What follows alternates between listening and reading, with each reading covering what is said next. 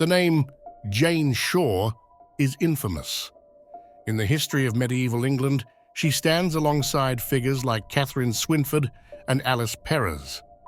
Shore was the only lover of King Edward IV to whom he remained consistently devoted, with their relationship lasting at least 7 years, if not longer.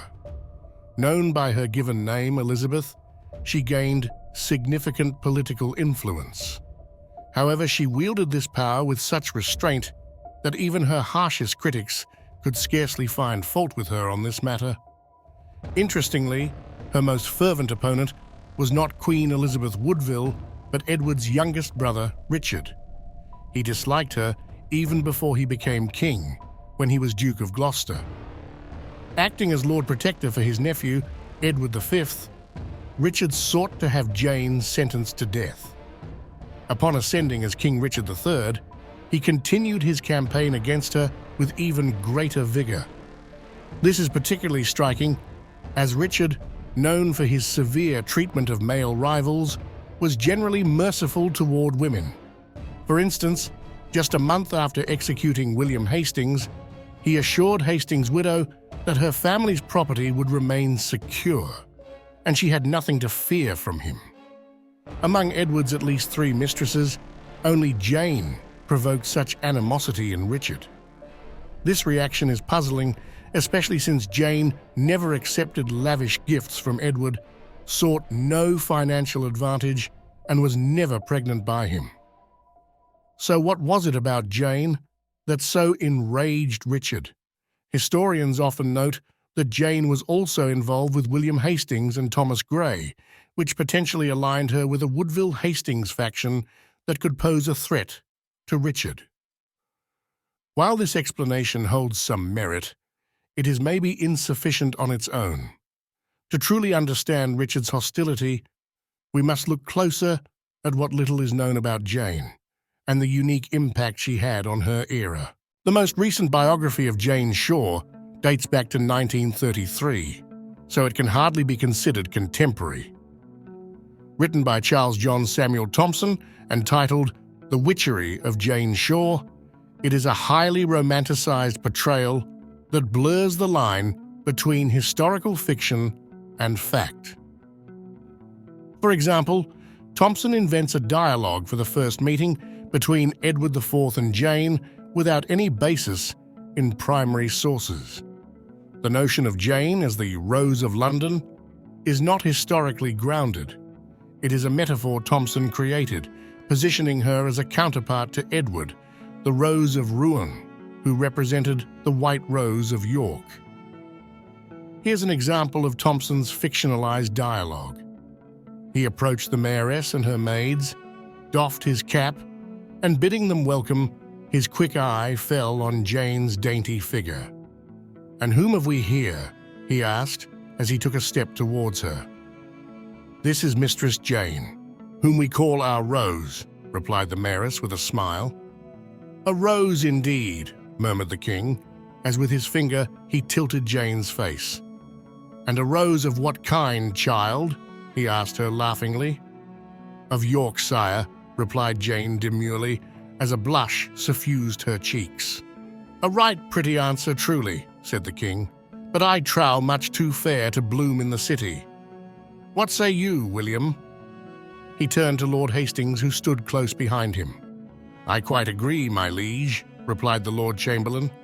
He tried to catch Jane's eye without success, while the king passed on.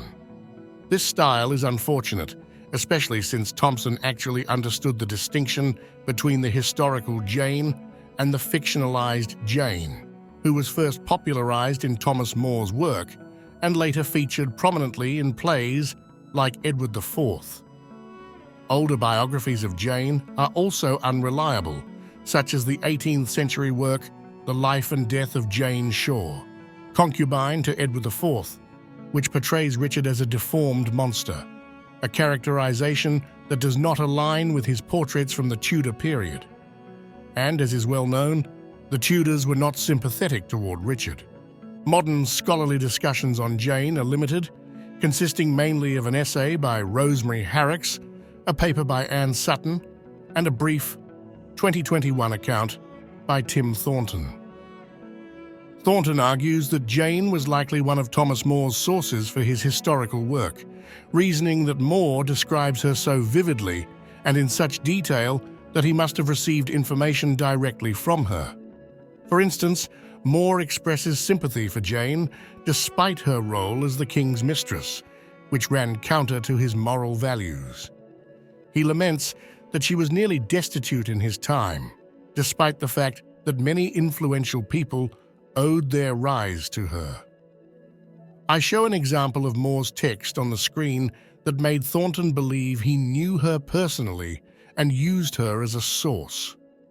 Outside of historical records, Jane appears in numerous plays, particularly those focused on Edward IV, and plays a key role in William Shakespeare's Richard III.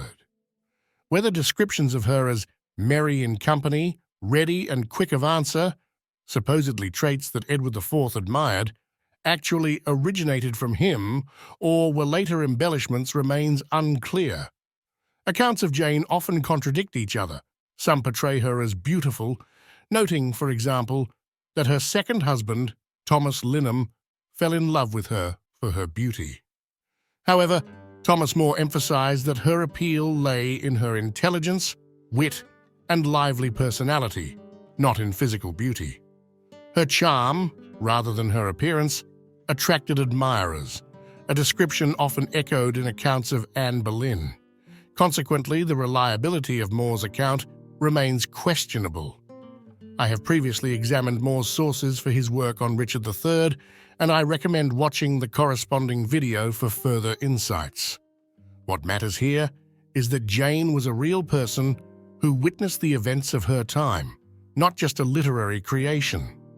Many historical sources confirm her existence, and will discuss these accounts in more detail. However, her legacy seems to have faded from Tudor reality, though she remained loyal to the Tudor rulers during her lifetime. Notably, she is believed to have strewn flowers in the streets of London for Henry VII's funeral procession in 1509. She lived until 1527, apparently without conflict with Henry VIII. A modern biography of Jane is long overdue, one that neither seeks to discredit Richard nor romanticize her life. Instead, her story presents an opportunity to better understand the role and influence of a royal mistress, particularly one who interacted with multiple kings and numerous admirers. However, achieving this requires identifying the true historical Jane and distinguishing her from the fictionalized figure she has become. No current work on Jane has satisfactorily accomplished this, which is why I must go back to the basics to explain it as simply as possible. I will have to introduce narratives and conclude that they are not plausible. I aim to keep it engaging and avoid making it overly academic, but accuracy requires that we dispel misconceptions. We must begin with her name. As already hinted, Jane Shore was not her real name. Born Elizabeth Lambert between 1445 and 1450 in London, she was the daughter of the wealthy merchant John Lambert and his wife Amy, who came from a family of grocers. There are two theories regarding her association with the name Jane. One theory suggests she might have adopted it at some point for reasons we can only speculate, perhaps to distance herself from her past. The second, and in my opinion more plausible, explanation is that Jane was a later invention. The name first appears in Thomas Heywood's 1599 play Edward IV, where Heywood may have had three motivations for the renaming.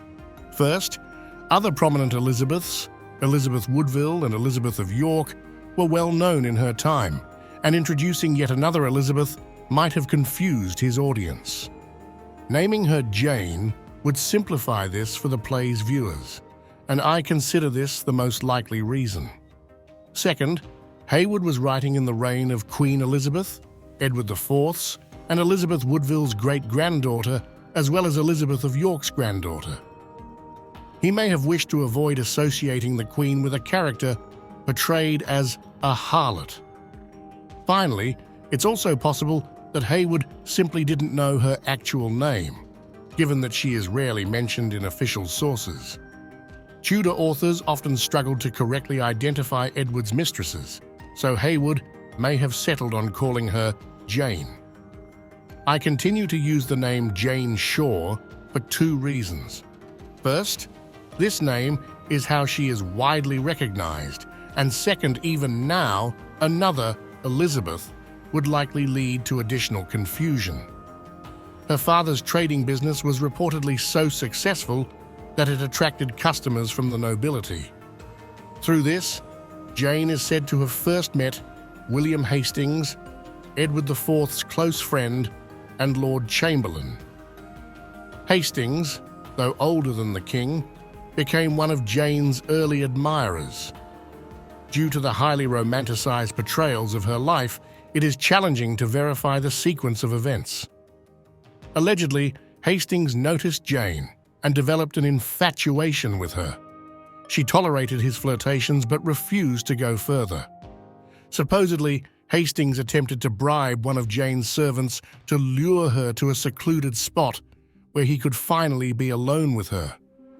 However, the servant, troubled by guilt, warned Jane's father, who then awaited the love-struck Hastings himself on the banks of the Thames, where the meeting was to take place.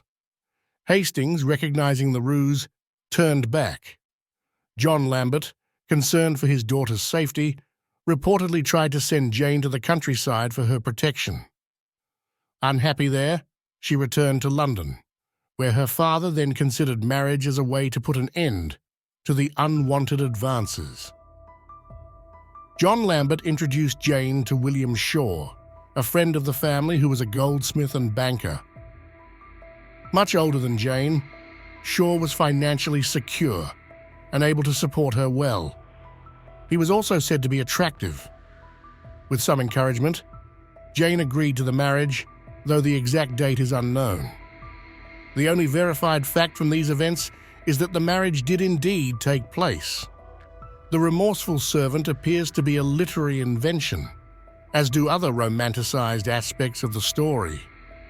According to legend, Hastings was heartbroken upon learning that Jane was no longer within his reach. Seeking revenge, he allegedly orchestrated her introduction to a man she would be powerless to refuse, and that man was none other than King Edward. Here, we enter entirely into the realm of legend. Tradition holds that Edward agreed to visit William Shaw's shop at night in disguise to see Jane. Allegedly, this clandestine meeting occurred, and Edward became immediately captivated by her. Shortly after, he reportedly sent her an invitation to a royal masquerade via a young child. Jane attended without her husband, and the rest is history. The true nature of these events remains a mystery. The timing of the relationship's beginning is also unclear. Some sources refer to December 1476, when Edward's Privy Council issued a letter of protection for William Shaw, often seen as a type of severance for Jane's husband. However, by then, Jane and William were no longer married. At Jane's request, their marriage had been annulled in March 1476 due to William's alleged impotence, which she claimed prevented her from having children. Pope Sixtus appointed 3 bishops to review the case, ultimately deciding in Jane's favor. While rare, it was not unheard of for a woman to initiate an annulment on these grounds. Many have speculated that Edward played a role in the annulment, though there is no evidence to support this. Deeply humiliated, William Shaw left London for approximately 8 years, relocating to his family in the north, a fact that will become relevant later.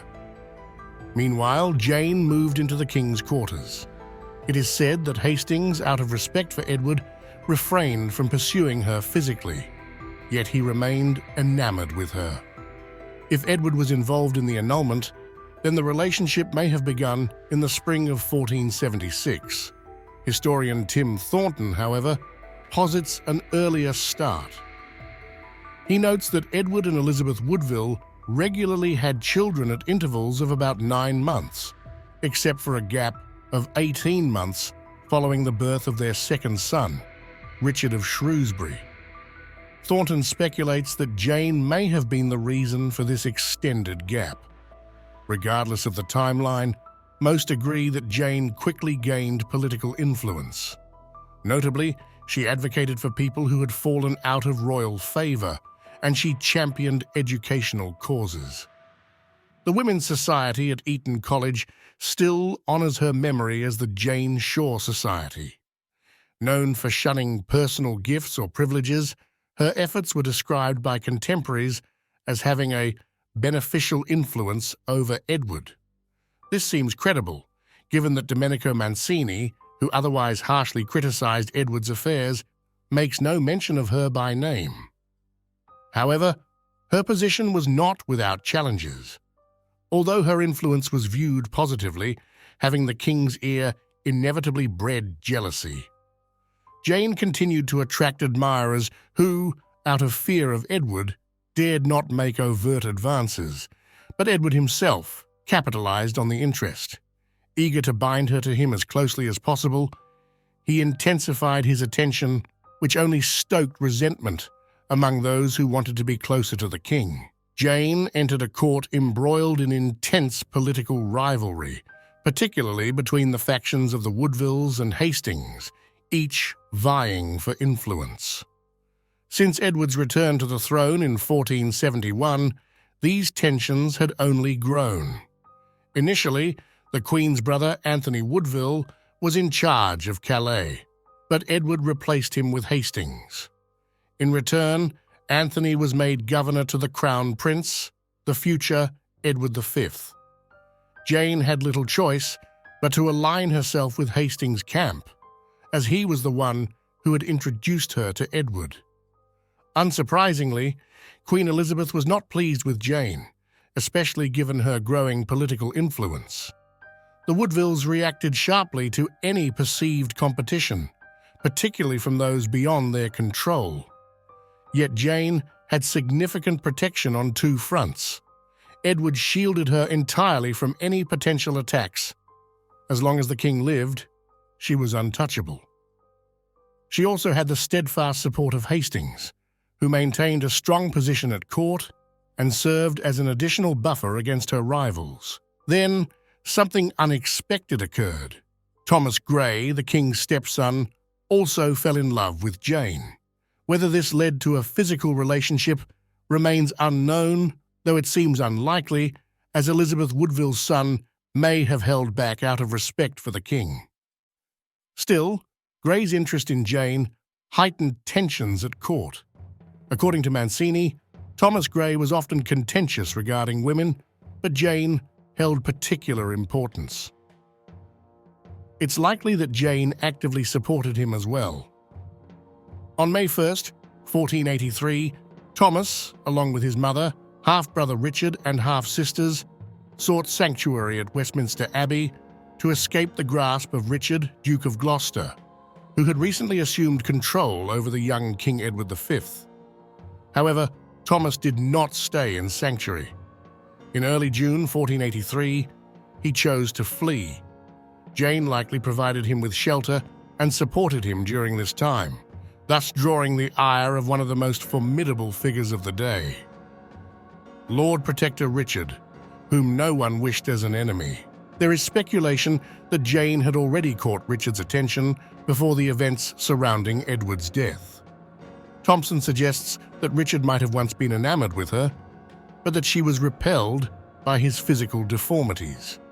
I've displayed a relevant excerpt on the screen, with the key lines stating, "By nature he was malicious, vindictive and revengeful, and it is reasonable to suppose that the malevolence and hatred he showed towards her in after years was due to her indifference to his advances." This portrayal of a wounded and vengeful Richard seeking revenge for Jane's supposed rejection strikes me as unfounded, not only due to the inaccuracies about Richard's appearance, but also because there is no supporting evidence for it in historical sources. While it's conceivable that Richard may have noticed Jane at some point, this theory remains pure speculation. I include this idea here only because it was part of Jane's most recent major biography. To emphasize the questionable nature of this claim, I have shown a direct screenshot from the book. There are no source references here that might allow us to trace the origin of this information. The overall quality of information presented in that biography can be illustrated by the following passage, which recounts events following Edward IV's death. At the first meeting of the State Council, held after the King's death, the Queen presided, and Richard, Duke of Gloucester, was appointed Protector. This account is entirely inaccurate. Elizabeth Woodville never presided over a council meeting during this period. While she did attend one such meeting after seeking sanctuary in a church, she remained silent and promptly returned to her refuge. Furthermore, Richard was not appointed Protector at the council's first meeting. This version is purely legendary. Thus, the notion that Richard harbored resentment toward Jane for rejecting him can be confidently dismissed as fabrication. I do add a small caveat, however. Richard had both her and Elizabeth Woodville accused of using sorcery and witchcraft to influence others to harm him. One might interpret this accusation as stemming from spurned feelings, though I believe it more likely that these charges were related to her influence over other men. When Edward died, Jane was taken in by Hastings, and Richard's government remarked on this connection in severe terms. Since the death of the King, Lord Hastings had lived in continual incontinency with Shaw's wife and lay nightly with her, and particularly the very night before his death, so that it was no marvel if his ungracious life brought him to so unhappy a death, which he was put to by the special command of the King's Highness. This statement underscores the disdain with which Richard's regime viewed Jane's influence and her connections, particularly with Hastings. The more realistic reason for Richard's disdain for Jane was likely his perception of her as a serious political threat. Through her relationships with Thomas Grey and William Hastings, Jane was in a position to facilitate reconciliation between Hastings, the Lord Chamberlain, and the Woodvilles. This was troubling for Richard, as Hastings had been essential to his rise. If Hastings turned against him, Richard's position as Lord Protector would be severely compromised.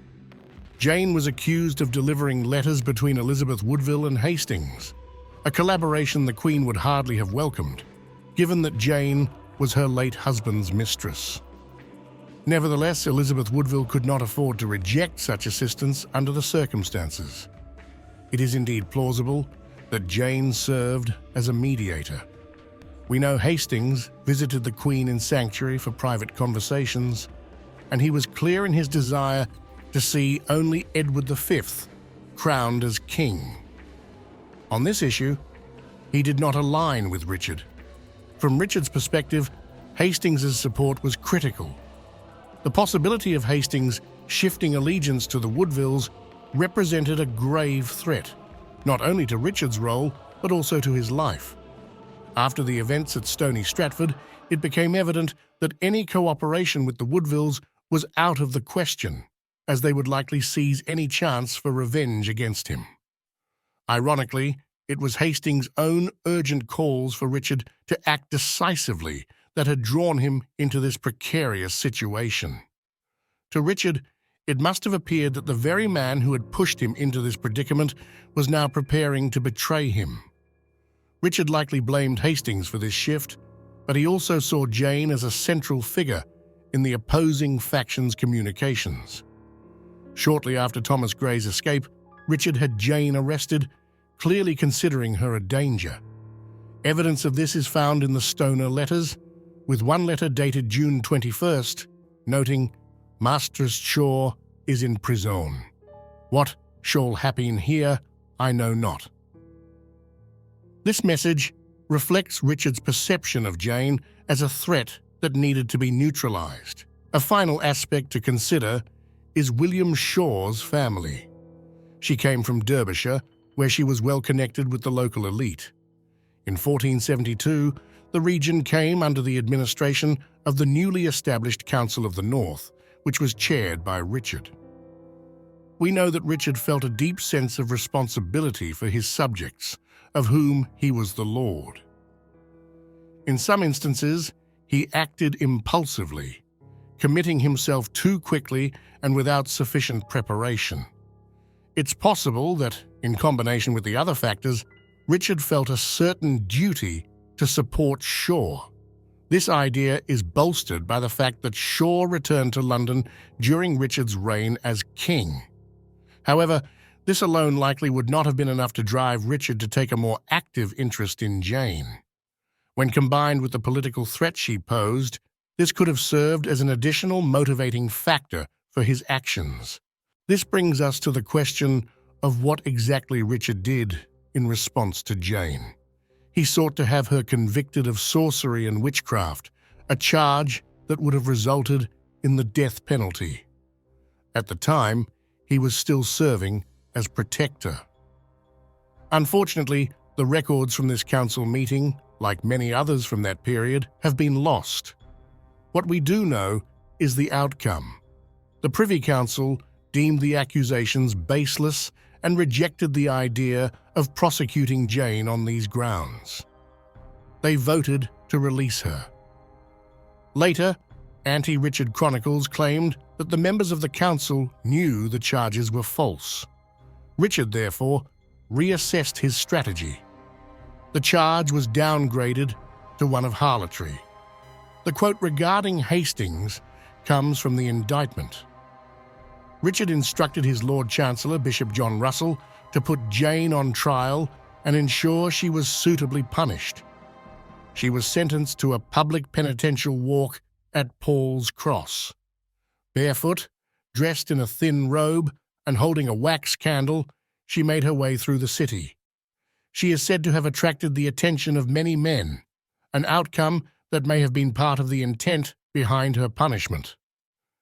Jane's penance is almost certainly the inspiration for Cersei Lannister's Walk of Shame in the Game of Thrones series, though this is merely a side note. Reports suggest that Jane conducted herself with dignity during this ordeal and won over the crowd with her composure. This account, written some 30 years after the event, is, however, dubious. Even if the writer had spoken to Jane personally, it seems unlikely she would have portrayed herself in a negative light, but the penitence was not enough. Jane was later transferred to Ludgate Prison, where she was incarcerated. Richard used her conviction as a means of taking action against Thomas Grey, mentioning it in a letter from October 1483. In this letter, he referred to Jane as an unshameful and mischievous woman called Shaw's wife. It is unclear how long Richard intended to imprison Jane. According to one version of events, Richard's solicitor, Thomas Linham, visited her in prison and soon fell in love with her. He is said to have made a firm decision to marry her. Another, more prosaic version of the story suggests that Jane used her wits to trap Linham, coercing him into drawing up a marriage contract, which he ultimately agreed to. Richard did not view this development favorably. We have a letter from him to his Lord Chancellor, in which he directly addresses the situation. The most important excerpt reads, "Signifying unto you that it is shewed unto us that our servant and solicitor, Thomas Linham, marvellously blinded and abused by the late wife of William Shaw, now being in Ludgate by our commandment, hath made contract of matrimony with her, as it is said, and intendeth to our marvel to proceed to effect the same. We, for many causes, would be sorry that he should so be disposed, pray you, therefore, to send for him, and in that ye godly may exhort and stir him to the contrary. And if you find him utterly set to marry her, and none otherwise would he be advertised, then, if it may stand with the law of the Church, we be content, the time of marriage being deferred to our coming next to London, that upon sufficient surety found of her good bearing, Ye do send for her keeper, and discharge him of our commandment by warrant of these, committing her to the rule and guiding of her father or any other by your discretion in the meantime. Richard did not approve of the marriage. However, by the time this letter was written, his initial anger had subsided. While he did not oppose the marriage outright, he made it clear that he would not interfere as long as Jane conducted herself appropriately under her father's guidance. We know from Jane's father's will that the marriage did indeed take place. In it, he referred to Lemmy as his son-in-law. Furthermore, the solicitor managed to secure Richard's pardon for Jane. Clearly, Richard's trust in Lemmy outweighed his lingering disapproval of Jane. With this, Richard III effectively closed the chapter on Elizabeth Shaw, who was now Elizabeth Lemmy. The Tudors never truly took an interest in her. Thomas Lynham lost his position under Henry VII, as he had been aligned with Richard III. However, Jane's second husband quickly rose in the ranks of the Tudor court. While Jane never returned to the royal court, she was able to enjoy a comfortable life until Thomas's death in 1518. The couple had a daughter, and Jane maintained friendships with several highly respected figures. Contrary to More's claims that she was forced to beg in the streets, this depiction seems greatly exaggerated. Jane, however, clearly had no desire to remind others of the important political role she once held. When she became a political threat to Richard, due to her ability to forge a dangerous alliance, she experienced firsthand how perilous her situation could be. Afterward, she was keen to distance herself from that chapter of her life.